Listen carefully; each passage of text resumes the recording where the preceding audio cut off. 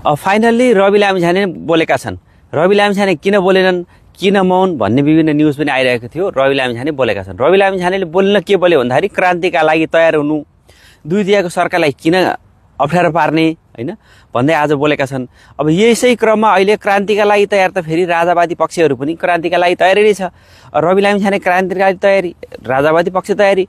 आज रवि लामिछाने काठमाडौँ जिल्ला अदालतले उनलाई स्वर्णलक्ष्मी सहकारी ठगीको विषयमा 60 लाख धरौटी उनले यो बढी भयो भनेर यसको पुनरावेदन गर्न गएका थिए।